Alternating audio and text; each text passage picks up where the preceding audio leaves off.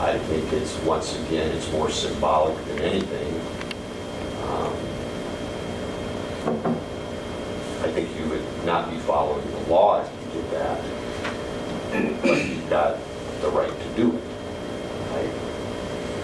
Well, I can't remember which county it was, and I don't know if it was down to that seminar, but they talked about this one county, they just flatly deny them all.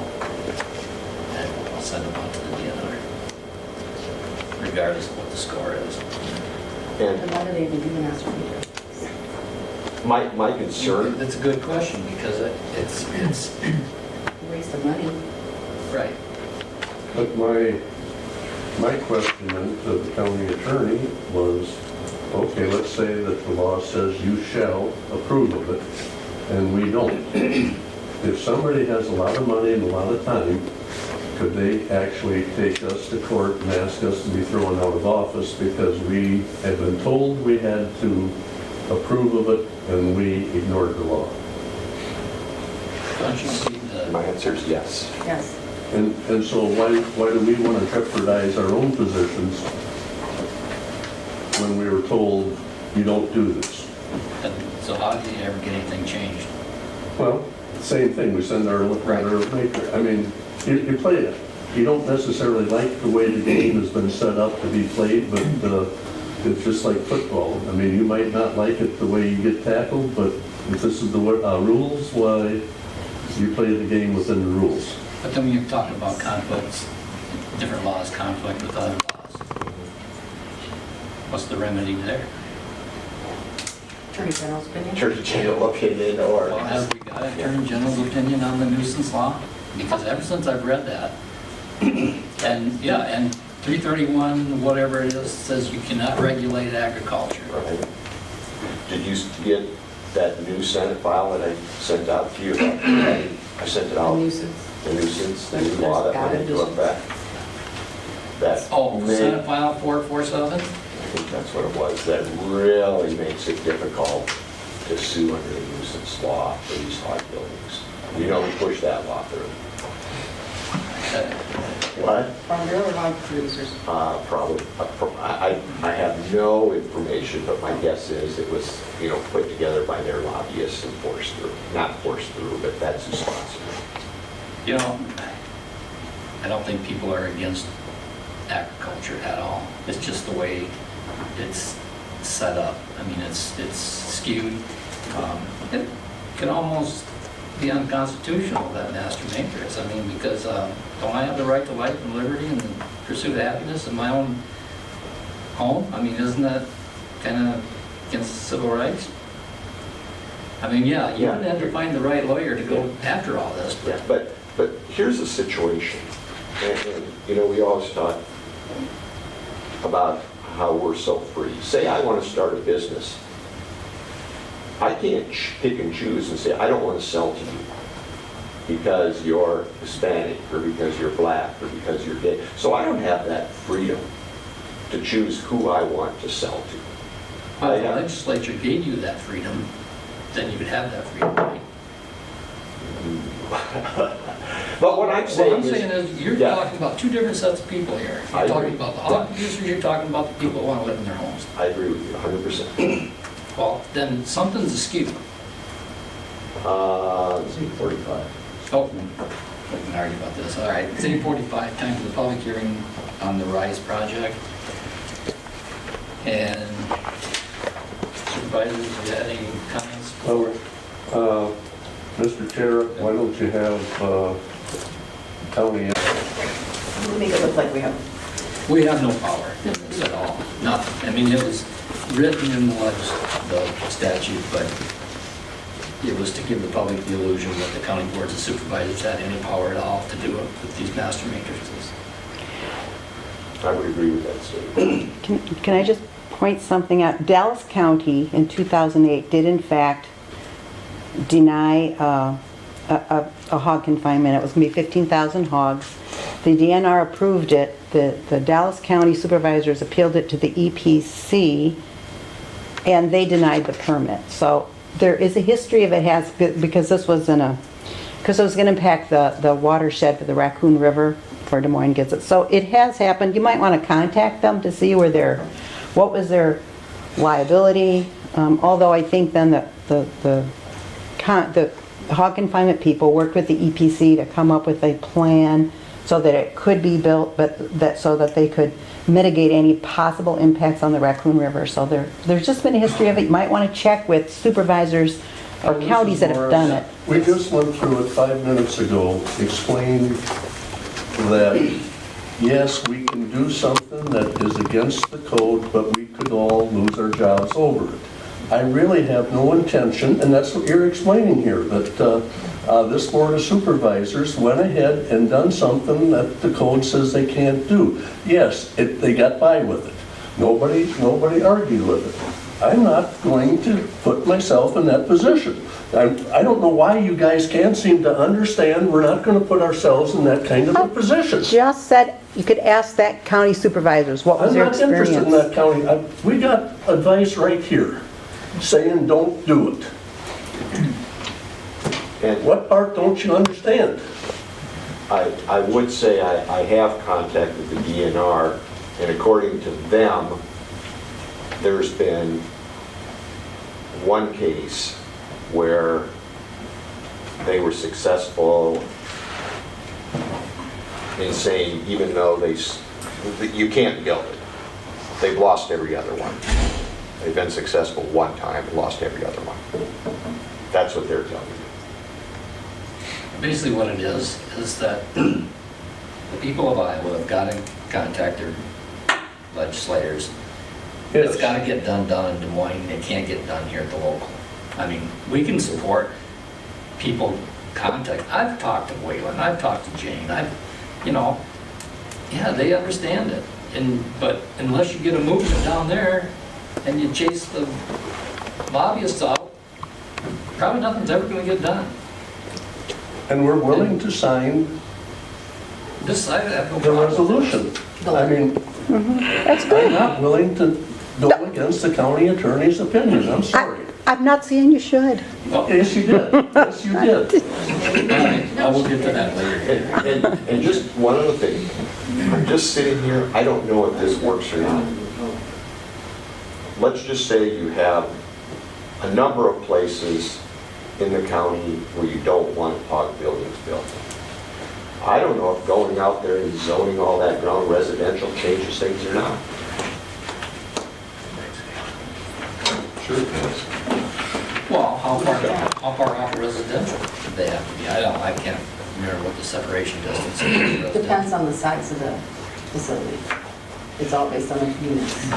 So Now, I know our zoning ordinance would say you can't build a hog building in a residential district, but the state may say, hey, wait a minute, you're trying to zone agricultural buildings by saying it's in a residential area, and we're not going to let you do that. But, because that's what, like I said, that's what Worth County tried to do. They tried to say, oh, it's a health. We're just saying because of health reasons, we're not zoning you. And they said, no, you're trying to sneak around that law, and by, the county boards cannot regulate agricultural buildings means the county board can't regulate agricultural buildings no matter how you try to do it. So, you could try that route, probably wouldn't be successful. And I know in that presentation that's on the webinar for ISAC that he said, we could add more stipulations for the county specific, and the counties that they said have done it, I've contacted those counties, all they've done is made them file their easements. And it's all administrative, it's nothing to do with the actual matrix scoring. Yeah, you can put up roadblocks, but you're never, if somebody wants to put up a hog building, you're going to get the hog building put up, is the short answer. Well, and then my question gets to you is, how much time do you really want to spend on doing this type of rezoning in that when you really feel we're not going to? Well, it's not a lot of work for me, it's more work for Barb than it is for me, and I don't think you would be successful anyway. Yeah, that's what I mean. Yeah. I don't like going in, fighting a battle, but I think I'm going to lose from the very beginning.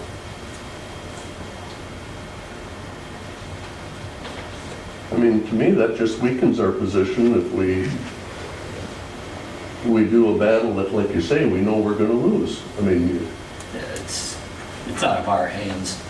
Well, not that I know we're gonna lose, that I No, but no, anticipate I mean- that we would lose. There's a DNR form 542-1420. That says, that's what they go from the master matrix when they have their units. That tells them the minimum separation distance depending on the size of the facility, so. And I did go to the Friesen deal in Trent, the DNR individual did a great job. He went through everything very well with me and was a great trainer. I appreciated it. And back to that master matrix, that's got nothing to do with this board. We do not go out and score that. We have nothing. Will you review? We review it. So in other words, if What would somebody, be? I can review this. yeah, but what I'm saying is if somebody says I have 40 points for this, and they say, I don't think you're entitled to those 40 points. Well, then now it becomes an argument. Who's gonna win in the end? Well, if they're really not entitled to them, for instance, if they say they've got the separation met and they don't, you take those points off, and then you don't recommend it because they don't score 440, and then the DNR takes a look at it, and if the DNR denies it, then they can take it to court to have it reversed. Or they do what everybody else does, they make reasonable changes and resubmit it. So you can delay, Yeah. but you're never going to stop it. well, Unless if I they're- was one of the hog builders, instead of trying to get to 440 points, I'd have 570. So if there is They a, don't. pardon? They don't. They just, No, but I wouldn't try to get the extra points in case there is an issue that doesn't slow them. I mean, that's what's gonna happen if you start going that way. right. Yeah, Or reduce the points for like turnaround or something like that. That would be nice. Yeah, I think they get to 440 and then, like you said, they stop, rather than going to 500, which they probably could score very easily. But they have to commit to doing more things. Yeah. So they take what they can. Yeah.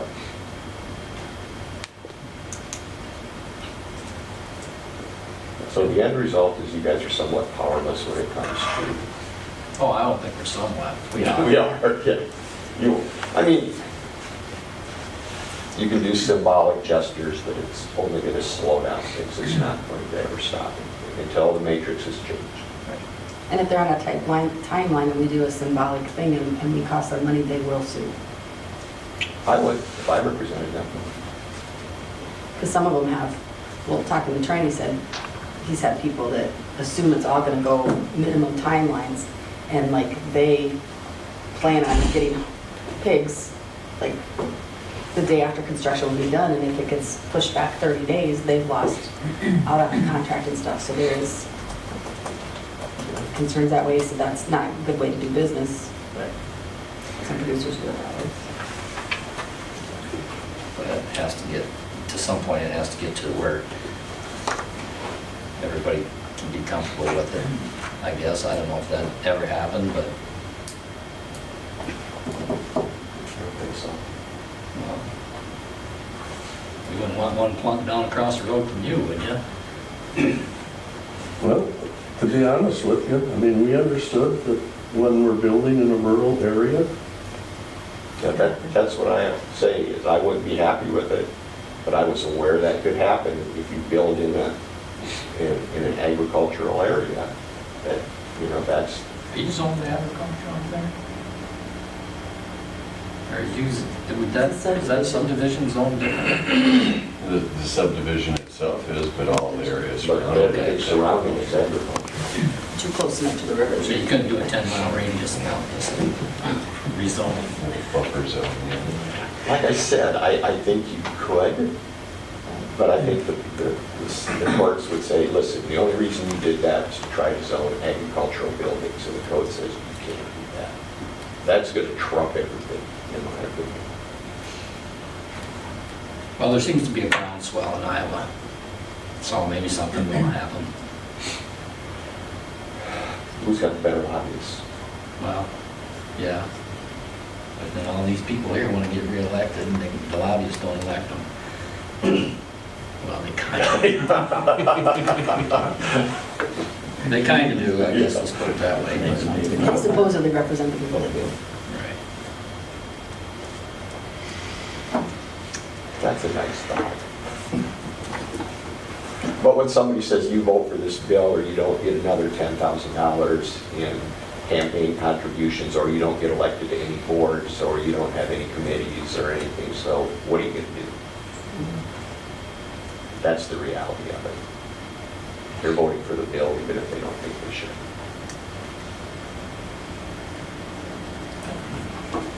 Okay, Okay, thanks. on that cheerful note. Yeah. Thank you, Okay, family. Yeah. Thank you.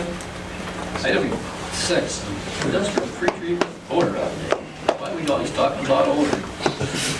When you get done with it, because it's always good. Yeah, I know, I smell kind of, Last week, and I also had my meeting with the DNR and Trent.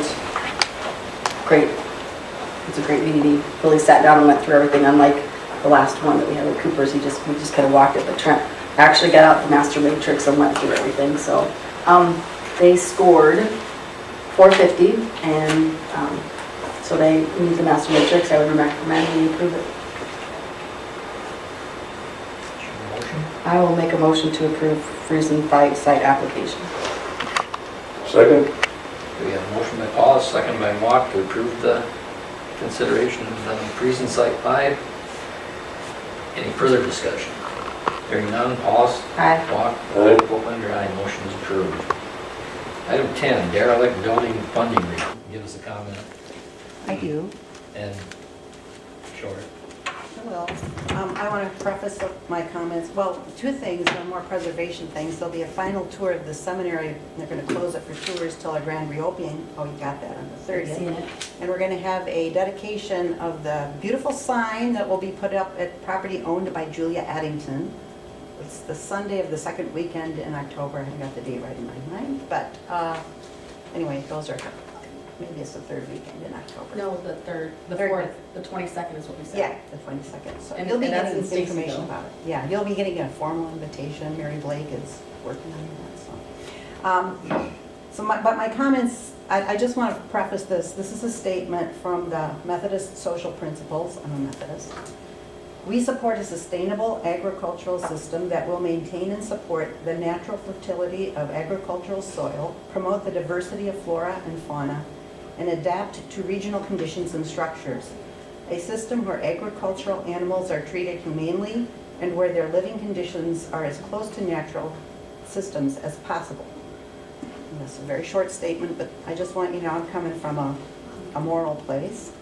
And I want to read one other little statement, and this is from Oren Lyons. He's from the Turtle Clan of the Onondaga Nation of Haudenosaunee. In our way of life, in our government, with every decision we make, we always keep in mind the seventh generation to come. It is our job to see that the people coming ahead, the generations still unborn, have a world no worse than ours, and hopefully better. When we walk upon Mother Earth, we always plant our feet carefully because we know the faces of our future generations are looking up at us from beneath the ground. We never forget them. So, in your governing and your decision-making, I would urge you to think about the future generations. And I'm not going to read this whole thing here, but if you haven't seen the information presented, the petition by the Iowa Citizens for Community Improvement and Food and Water Watch to the DNR, there's really a wealth of information in here. And I'll just maybe a little bit of summary. I think they're going to the DNR meeting on Monday next week. Pollutants emitted from CAFOs, confined animal operations, are responsible for significant adverse environmental and community impacts throughout Iowa. And as the number of CFOs in the state has skyrocketed since the promulgation of the original master matrix regime, the scale of these impacts has also increased. When the General Assembly passed the master matrix legislation in 2002, DNR's database indicates that in Iowa there were approximately 1,000 CFOs with more than 1,000 animal units. Today, only 15 years later, there are more than 3,000 CFOs of that size in the state, not including more than 5,000 operations of unknown size that are completely unaccounted for in the state's database. There are also more than 800 identified water quality impairments in the state, and the vast majority of which impairments are caused by pollutants and conditions associated with animal waste, such as E. coli, excessive algal growth, and diminished aquatic life. In passing the original Master Matrix legislation, the General Assembly intended to facilitate local government involvement in the permitting of new and expanded CFOs and to ensure that CFOs would only receive construction permits if they could demonstrate that they were not adversely affected. They would not adversely affect the local community or water quality. The Master Matrix and DNR's regulations to implement the statute have failed to meet these legislative goals. I would just encourage you, if you haven't seen, I think David Beckham sent me the link to this. I don't know if he sent it to you, but I printed it because I have a hard time reading off computer screens. But there's also when the DNR went and scored, all the matrices that that were submitted. And then they have a ranking of the master matrix categories in use, and it clearly demonstrates, the ones that deal with clean water, clean air. I mean, there's like 0, 2, 4 of the permitted, of the 272 matrices that even address that. They get all of their points from things that they would have to do anyway.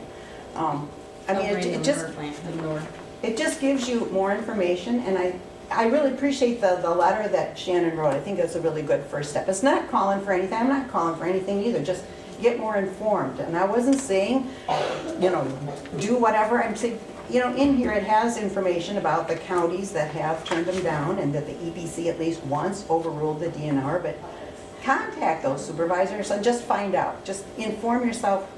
Get information. I mean, did they get sued? What was their experience? Denny, Yeah, send that to all your friends. I do. Okay, tell them to send it to all the legislators. They're the only ones in this state that's gonna be able to do anything. And they also You're included, just preaching to the choir. they included all 13 of the statements that have been, And Wayland Brown's written. on the agriculture committee. I know. And So, if well, all your friends sent all those attachments to him, well, maybe he would see that there was a problem here. but I just wanted to thank you for addressing it. And I thought, Shannon came up with a letter and I would just encourage you to send it to the DNR and the EPC also. I don't think I saw their names on there. Okay. Just include them. And, I appreciate it. It's, we have to start somewhere. And I know your hands are tied, and it's gonna take all of us working together from all kinds of angles. You doing what you can do, the people doing what we can do, and pressuring our legislators, because those lobbyists don't vote for them, we do. Thing I would say in response to what the county attorney said to the legislators that vote, yeah, they might want to say, well, this money, that, how about voting your conscience? Right. Vote your conscience. This is That's one what of they're our gonna do until they get in. Methodist women's readings. It's called Moral Grounds. Well, find out the person who's got your back. That's who you vote for. So, that was That's wrong. Thank you. Huh? I mean, some of that's wrong. They vote because of the people that pressure, Well, that would do. the money. Anyway, any other public comments? Megan, did you have something you want to tell us? No, I'm just. Just your page. Oh, okay. All right, if nothing else, we'll go to the call, we stand adjourned.